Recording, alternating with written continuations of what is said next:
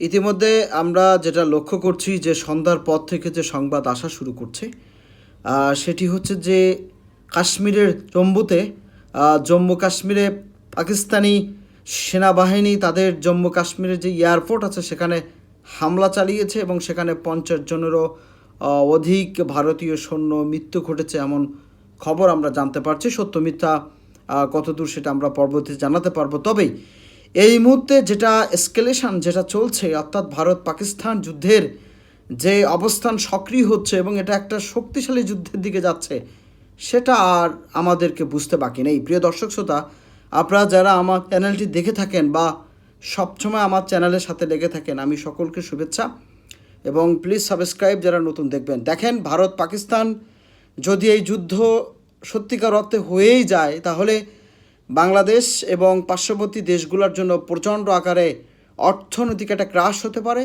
এবং অর্থনৈতিক এই যদি কোলাপসটা সত্যিকার অর্থে এই যুদ্ধটা প্রলং হয় বা দীর্ঘস্থায়ী হয়, তাহলে অর্থনীতি যেমনটা ক্ষতিগ্রস্ত হবে, তার থেকে বড় ক্ষতিগ্রস্ত হবে সাপ্লাই চেনের ওপরে। অর্থাৎ পণ্যের সরবরাহ, আমাদের কার্গো এবং আকাশপথ, তারপরে স্থলপথ, নদীপথ, ব্যবসা বাণিজ্যের প্রচণ্ড করে ইন্টারাপশন হবে।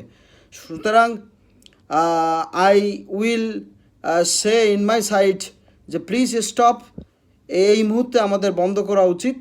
So we need to stop this war, এবং এই যুদ্ধটি এই মুহূর্তে বন্ধ করা উচিত।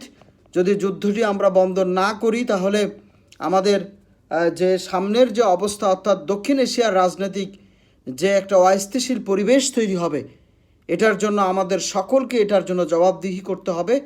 এবং আপনারা দেখেছেন যে ইউক্রেন রাশিয়ার যুদ্ধ, মধ্যপ্রাচ্যর অসন্তোষ চেষ্টা এবং সর্বশেষ যেটা গত 50 বছরে কোনো যুদ্ধ হয় নাই, সেই যুদ্ধটা কিন্তু এখন শুরু করতে যাচ্ছে।